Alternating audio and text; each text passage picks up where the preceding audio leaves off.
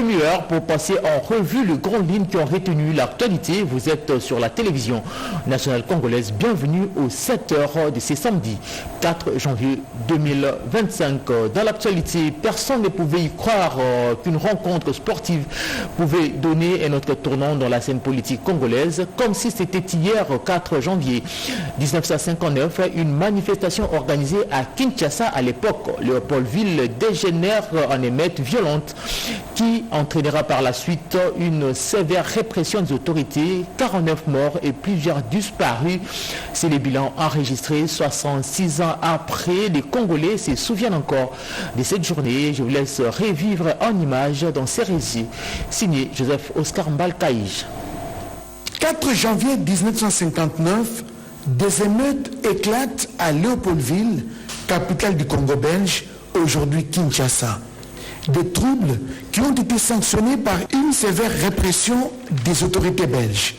Le 4 janvier 1959, l'ABACO, Alliance des Bas-Congo, prévoit de tenir une assemblée à l'INCA, commune de Kalamou. Le leader de l'ABACO, Joseph Kasavubu, prononce le 4 janvier un court discours annonçant que la réunion aura lieu après une déclaration du gouvernement belge prévue le 13 janvier de la même année. Mais la goutte d'eau qui a fait déborder les vases, c'est la défaite de l'ASV Club face à l'équipe de Mikado. Ne pouvant pas supporter cette défaite, des dizaines de supporters déçus se sont joints aux militants de l'ABACO. La violence a fait parler d'elle. Des maisons, magasins, missions religieuses et symboles de l'autorité coloniale ont été vandalisés. 4 jours de meute, le bilan aussi entre 49 morts et des centaines de disparus. Kasavubu et d'autres meneurs de l'ABACO ont été arrêtés et emprisonnés pendant quelques mois. Et la date du 4 janvier sera ainsi dédiée aux martyrs de l'indépendance, car elle a accéléré l'accession de la RDC à sa souveraineté nationale et internationale. C'est dans cette vague de revendications des indépendances en Afrique que la République démocratique du Congo va accéder à sa souveraineté aussi bien nationale qu'internationale le 30 juin 1960. Et les Congolais pouvaient exulter indépendance tcha-tcha. Des altercations entre des sujets chinois et un agent de sécurité. Nous sommes là dans la province de Lomami. 2 Chinois sont succombés de leurs blessures à Mweneditu, une situation qui a alerté Kinshasa. La vice-ministre des Affaires étrangères a présenté ses condoléances à l'ambassadeur chinois après avoir recueilli toutes les informations auprès des services du ministère de l'Intérieur. Edith Chala pour les détails. 2 sujets chinois en poste à Mweneditu dans la province de la Lomami pour la construction de la route nationale numéro 1 ont perdu la vie mercredi. Un incident causé par un policier qui a tiré sur eux à bout portant. Une situation qui frustre les relations bilatérales entre la République démocratique du Congo et la Chine, qui a appelé la tenue d'une réunion de crise présidée jeudi par la vice-ministre des Affaires étrangères, coopération internationale et francophonie, Gracia Yambakazadi. Elle a réuni plusieurs responsables de sécurité, dont ceux du ministère de l'Intérieur, Sécurité et Affaires coutumières, qui ont pu cerner tous les contours de ce drame. Monsieur l'ambassadeur de la République populaire de Chine en RDC. Il a également été question au cours de l'audience qui a suivi cette rencontre. L'ambassadeur chinois en République démocratique du Congo, Zhao Bin, a reçu les assurances de la vice-ministre des Affaires étrangères que pareil incident ne se reproduirait plus. Une batterie de mesures a été prise pour apaiser et encadrer la communauté chinoise sur place. Des sanctions sont prévues pour l'auteur de ces crimes qui courent encore. Le ministère des Affaires étrangères a présenté ses condoléances à l'ambassadeur de Chine en RDC, tout en lui rassurant la volonté du gouvernement de la République de protéger les droits des ressortissants chinois en général, mais en particulier ceux venus travailler en terre congolaise. Le géant numéro 1 mondial de production des diamants est à peine redéploiement avec la mise en œuvre du plan nécessaire à la hauteur de 70 millions de dollars américains. Le géant minier de Bakwanga va renaître de ses cendres. Cette somme sera utilisée pour l'achat des équipements pour reprendre la production et un contrôle rigoureux sera respecté pour la survie de cette usine. Robert Ndayechi Sensei pour le reportage. C'est un ouf de soulagement pour la population du Kassai oriental car la relance de la société minière de Bakwanga, tant attendue, représente aujourd'hui une étape cruciale pour l'économie de la RDC en général et en particulier la ville de Mbujimayi. Le 50 millions de dollars débloqués par le président de la République, Félix Antoine Tshisekedi Tshilombo, vise à moderniser les infrastructures de cette entreprise, acheter l'outil de production, améliorer les conditions de travail et relancer la production aux arrêts depuis plusieurs années. Ce financement du président de la République, Félix Antoine Tshisekedi Tshilombo, a été accueilli avec enthousiasme par le personnel et le syndicat. Le président du conseil d'administration de la MIBA, Jean-Charles Okotolo Lakombe, a remercié le président de la République pour les efforts inlassables qu'il déploie en faisant de la MIBA sa préoccupation personnelle pour le décollage de la géante minière de Bakwanga. La solution est que nous devons arrêter de dépendre littéralement du gouvernement ou bien du ministère des Finances. La MIBA doit reprendre ses activités. Le chef de l'État et le gouvernement viennent de nous doter de 70 millions de dollars. Mais 70 millions là, il faut que ça soit bien géré. Une chose est vraie, et que les histoires de rétrocommission doivent prendre fin. On ne doit pas, nous sommes venus à la MIBA pour changer et non pas pour continuer avec des erreurs d'hier. Aujourd'hui, la relance de la MIBA est perçue comme une opportunité de redresser une industrie vitale pour la province du Kassai oriental. La société minière de Bakwanga a longtemps été un acteur majeur dans l'exploitation du diamant. Cependant, des problèmes de gestion, de maintenance et de corruption ont conduit à un déclin significatif. Le président du conseil d'administration, Jean-Charles Okotolo Lakombe, devant les retraités, a rassuré ces derniers quant à la reprise et au paiement de leurs rentes. Cet investissement permettra à la MIBA de monter à puissance d'ici 2026 avec des prévisions de production annuelle de plus de 2 millions de carats pour un chiffre d'affaires estimé à près de 59 millions de dollars américains. Divertissement de l'économie de la République démocratique du Congo, là et le pays de Lumumba s'aligne dans une politique de commerce tournée vers le secteur agro-industriel. C'est l'essentiel de la 46e édition foraine de la FICIN où plusieurs acteurs œuvrant dans les secteurs du commerce ont exposé sur l'apport du commerce dans le développement de la République démocratique du Congo. Travaux conduits par le ministre Julien Paluku, nous dit Eric Kabamba dans ses reportages. Un lieu de divertissement et de détente transformé momentanément ces jours en un lieu du savoir. Sous cette grande tente blanche, aménagée ici à la Foire internationale de Kinshasa, deux grands orateurs du jour pour édifier toute l'assistance sur l'apport du commerce extérieur dans le développement d'un pays. Le premier intervenant du jour, Julien Paluku, ministre du Commerce extérieur, a démontré les limites de l'actuelle politique économique axée essentiellement sur le secteur minier. Pour lui, le pays doit migrer vers un nouveau modèle, celui tourné vers le secteur agricole. De 1960 à aujourd'hui, on a compris que le secteur minier n'a pas constitué le levier du développement économique. On a compris que le seul modèle qui faille l'attention de tout le monde, c'est de nous baser sur le secteur de l'agro-industrie. Le professeur Godin Poyi a lui aussi intervenu dans le même sens. Selon lui, le commerce extérieur est un outil puissant pour orienter la politique économique d'un pays. Les foires sont des zones économiques spécifiques et temporaires. Tout simplement parce que pendant ces événements, les investisseurs peuvent amener leurs marchandises sous le régime suspensif. Il s'agit déjà de facilitation et de soutien à l'entrepreneuriat. Des moments de discours qui ont juste après laissé place à une discussion intense entre les orateurs et l'assistance, question d'apporter plus de lumière dans toutes les zones d'ombre. Juste après cette conférence débat organisée en marge de la 46e édition foraine de la Foire internationale du Congo Kinshasa, Julien Paluku a accompagné ses invités à visiter le stand qui inonde au jour le jour cette édition. Le personnel des médias joue un rôle important de relais entre la population et les détenteurs des informations. Ces personnels doivent notamment mener une campagne ciblée pour la lutte contre la transmission du VIH-Sida, une journée d'échange sur la situation épidémiologique du VIH en République démocratique du Congo a été organisée à l'intention des chevaliers de la plume. Nicole Cessep.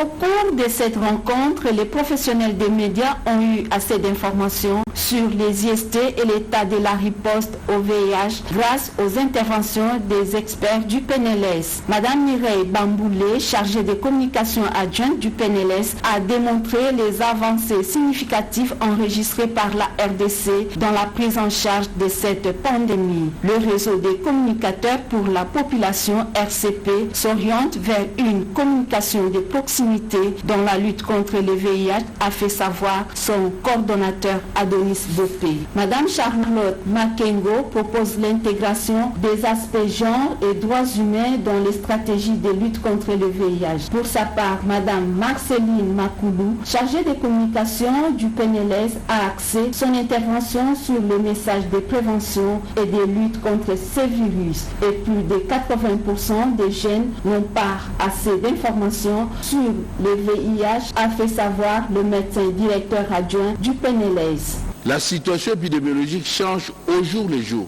Chaque jour, il y a des aspects qui s'ajoutent par rapport au VIH. Chaque jour, il y a ce que nous appelons les jaugeages. C'est-à-dire que nous faisons des enquêtes pour savoir où étions-nous et où en sommes-nous. Est-ce que nous évoluons bien? Est-ce que ça ne va pas?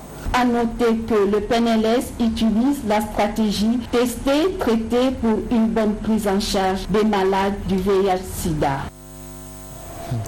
Lutte contre l'insécurité alimentaire dans la province du Lualaba, la question s'invite sur la table de l'administrateur du territoire des Lilou à travers cette campagne initiée par celle-ci de distribution des intrants agricoles aux associations de ces différents secteurs et aux chefs coutumiers. Une marque efficace selon elle pour lutter contre l'insécurité alimentaire dans cette entité territoriale décentralisée, nous dit Ricardo Bambeka dans ses reportages. La lutte contre l'insuffisance alimentaire dans différents groupements du secteur des Lilou exige une grande production agricole. Ayant compris cela depuis son arrivée à la tête du secteur de Lilou, Betty Kiando Katoke a initié la campagne de distribution des intrants agricoles aux vénérables chefs coutumiers et associations. Le 30 décembre dernier, le marché Mupanza a accueilli de vénérables chefs coutumiers et associations venues de tous les coins et recoins du secteur des Lilou pour récupérer leur part demain de la deuxième chevin. Célestine Kassolomani, représentante de Betty Kiando Katoke. Malgré le nombre important de bénéficiaires, chacun d'eux a été servi selon les hectares cultivés. Cette action de Betty Kiando Katoke qui rencontre le besoin de ses administrés est saluée à sa juste valeur par ses bénéficiaires.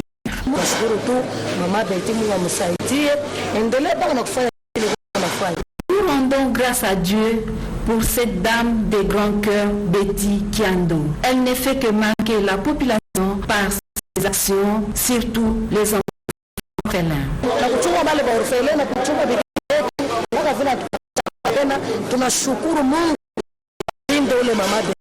Toutes les agglomérations du secteur des Lilou doivent s'activer dans l'agriculture pour lutter contre l'insécurité. L'agriculture reste une priorité.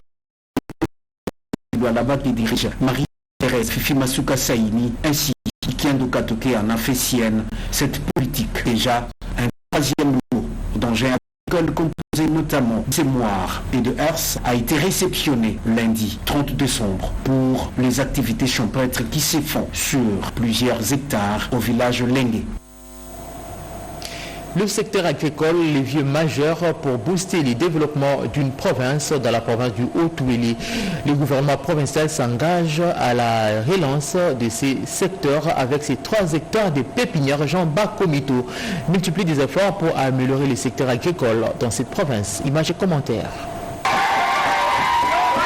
La campagne agricole pour consacrer la revanche du sol sous le sous-sol, proclamée par le chef de l'État, se porte en merveille. Dans le Haut-Tuéli, le gouverneur se distingue par la multiplication des germaux pépinières des cultures pérennes, à l'image de celles qu'il visite le jeudi 2 janvier 2025 au village Obaï, situé au point kilométrique 7 sur la route Neissou. Jean Bakomito Gambou explique. Suivant la vision du chef de l'État, le président Félix-Antoine Tshisekedi, il nous faut absolument faire en sorte que la revanche du sous-sol sur le sol devienne une réalité. Nous voulons combiner l'or jaune avec l'or vert pour diversifier notre économie. Nous allons également les dupliquer dans les 6 territoires pour nous permettre d'avoir un vaste plan qui va révolutionner l'agriculture dans la province du Haut-Tuélé. Pour sa part, l'ingénieur Richard Mondongo, chef du sous-secteur ONAPAC Haut-Tuélé qui gère le site, en donne quelques détails techniques. Nous avons le programme d'installer un centre de multiplication du matériel végétal performant. Ça va concerner 3 cultures, le café, le cacao et le palmier à huile. L'étendue ici est de 3 hectares. C'est seulement pour la germination. Et ça va maintenant s'éclater en pépinière. Nous allons aussi faire le café par le bouturage ici même. Après ça, les plantures vont aller dans des plantations. Le professeur révérend père Roger Gaïssé, dont la suite du gouverneur, félicite ce dernier et l'encourage dans cette relance agricole. Il était le grenier du café autrefois, que c'est important que le gouverneur ait mis l'accent sur ça. Je pense quelque chose d'encourageant. Il est à noter que 2 mois après, ces plantules seront distribuées gratuitement à plus de 1000 paysans du territoire de Rungu et environ. Papa Werner Jabakomito Azana Makanisi Kitoko a valorisé le café et ça lui fait 5 000. Notre PC, grand merci. Un reportage signé Damas et Solé. Autre chose à présent, clôture solennelle de la session ordinaire de septembre 2024 à l'Assemblée provinciale du Sud Ubangui. Cette session de septembre qui vient de se clôturer a été consacrée à l'examen et à l'adoption du budget de la province exercice 2025. Reportage. Tout est bien qui finit bien, dit-on. La session ordinaire de septembre 2024, qui a été essentiellement budgétaire, s'est clôturée à l'Assemblée provinciale du Chibangui ce lundi 30 décembre au cours d'une plénière présidée par l'honorable Papi Malumbandoko, qu'entouraient les 2 autres membres du bureau permanent, notamment les honorables députés provinciaux Dieudonné Digbakelo et Philippe Libito, en présence du ministre provincial de la Santé qui représentait le gouverneur de province et qu'ont accompagné les autres membres du gouvernement provincial. Dans son discours de clôture, le président intérimaire de l'Assemblée provinciale a fait le rappel des activités réalisées par les honorables députés provinciaux pendant cette session ordinaire. Rapport de la gestion financière et comptable du bureau de l'Assemblée provinciale. Amendement de l'ordre du jour de la session. Motion incidentielle qui a abouti à départager les députés en contentieux électoral. Invalidation des députés non proclamés par la Cour d'appel du Sud-Ubangui et validation des députés proclamés élus par la Cour d'appel du Sud-Ubangui sous le RC 034. Adoption du rapport de la commission chargée de l'élaboration du budget de l'Assemblée provinciale exercice 2025. Il convient de noter que le vice-président de l'Assemblée provinciale du Chibangui a mis à profit cette occasion pour demander à l'exécutif provincial du Chibangui de faire preuve d'une gouvernance transparente, agissante et pragmatique pour assurer le bien-être de la population et le développement des entités de base. Que je déclare close la session ordinaire de septembre 2024. Et ces propos qualifiés tribal lors de la sortie médiatique de certains opposants congolais heurtent la sensibilité d'une frange de la jeunesse congolaise. De jeunes de l'espace Grand Kasaï dénoncent ces propos jugés indignes d'un politicien de ses trompes au cours d'une déclaration. Ces tranches disent non aux appels à la haine tribale. Ils étaient au micro de notre concert Yvette Makuntima. Les jeunes de l'espace Grand Kasaï montent au créneau et fustigent tout discours clivant susceptible de renforcer les inégalités ou encore les sentiments tribaux. Dans une déclaration, ils dénoncent les propos jugés tribaux de certains opposants. Nous signalons que ces déclarations dangereuses, M. Fayoulou, s'inscrivent dans la même logique que celles ayant conduit à des drames historiques. L'histoire renseigne à quel point les paroles de haine peuvent engendrer des violences massives. Ainsi, nous ne tolérerons pas que de tels agissements soient encore reproduits en République démocratique du Congo. En outre, ils en appellent à la vigilance de la communauté internationale et nationale en cas de dérapage. Que la communauté internationale dispose de mécanismes précis pour traduire en justice ce qui incite à la violence. Les auteurs de tels discours, à l'instar de ceux condamnés par le tribunal pénal international pour le Rwanda, ces gens-là doivent comprendre que l'impunité n'a pas sa place dans le monde d'aujourd'hui. Le Congo reste un et indivisible. L'unité nationale autour du chef de l'État, Félix-Antoine Tshisekedi Tshilombo, reste les seuls dénominateurs communs pour une nation, ont-ils insisté dans leur message. Dans la province du Sud Kivu, les comités de réparation des victimes des Makobola en territoire des Fizi réitèrent son soutien à la vision du chef de l'État Félix-Antoine Tshisekedi Tshilombo sur la restauration de l'État des droits et apporte son appui aux initiatives du Fonds national de réparation des victimes. C'était au cours de la commémoration du 26e anniversaire de cet événement tragique de triste mémoire. William Tunakov pour les détails. 30 décembre 1998, 30 décembre 2024, cela fait exactement 26 ans jour pour jour que plus de 700 personnes innocentes ont été sauvagement massacrées par la rébellion pro-rwandaise le 30 décembre 1998 à Makobola, localité située dans le secteur de Tanganyika, en territoire des Fizi, dans la province du Sud Kivu. Pour commémorer dans la méditation cet événement tragique, des tristes mémoires restées impunies jusque-là et exiger justice et réparation soient faites en faveur des familles des victimes, a été organisé par les comités des rescapés des victimes de Makobola, CRVM, sous la houlette de son coordonnateur national, Patrice Luegola Eshima, en présence de plus de 2000 personnes. Cette cérémonie a été essentiellement marquée par des prières, discours et témoignages poignants et choquants avant de se clôturer par une procession suivie du dépôt des germes de fleurs sur les fosses communes. Le numéro 1 de cette structure de défense des droits des victimes a, au nom de l'ensemble de la population de Fizi, réitéré l'engagement de cette structure à accompagner le président de la République, Félix-Antoine Tshisekedi Tshilombo, dans sa vision relative à la restauration de l'état des droits en RDC et à la réparation des victimes des différents massacres perpétrés en RDC par les ennemis de la paix. Le CVM a par ailleurs remercié toutes les personnes l'ayant assisté physiquement, moralement et financièrement à la réussite de l'organisation de cette cérémonie historique, parmi lesquelles les députés nationaux John Mulonjani, Philippe Unjiyangia, ministre national honoraire Ferdinand Essambo, vice-ministre honoraire, quelques commandants de la police nationale locale et les leaders du mouvement patriotique Ouazalendo, sans oublier la notabilité des villages de Makobola 1 et Lamba.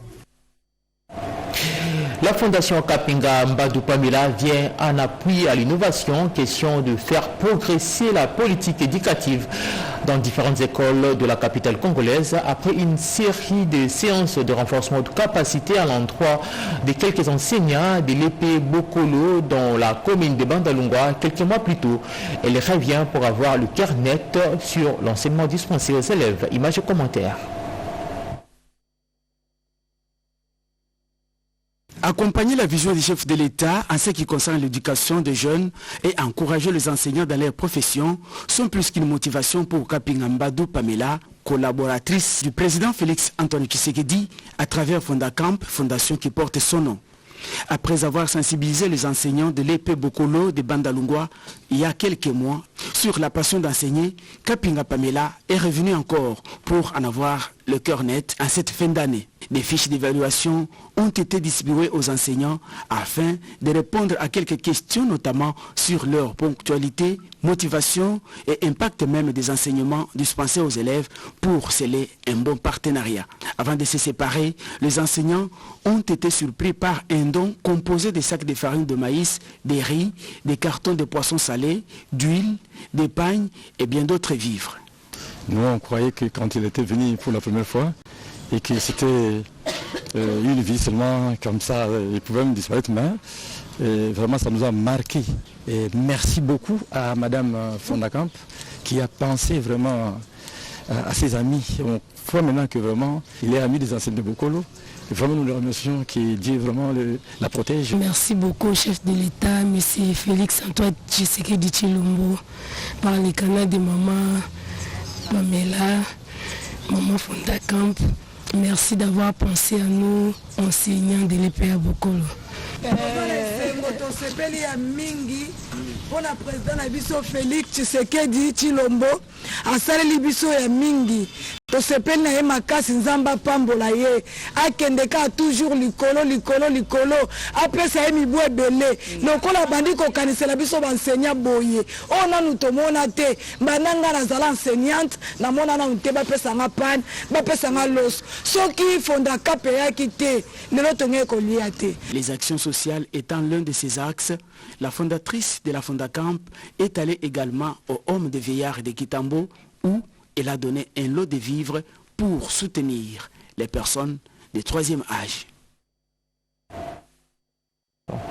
Et c'est l'essentiel avec l'actualité de ce samedi, journal coordonné par Suzy Ngoyi, réalisé par Mamita Bangoulou et Jonathan Moubalama, Hugues Voilier, Hubert Koumbi, Alain Gala ont assuré la partie technique. Et le prochain rendez-vous avec l'actualité est fixé pour vous tout à l'heure à 13h30. Merci de l'avoir suivi, portez-vous bien et excellent week-end en compagnie de nos programmes. Au revoir.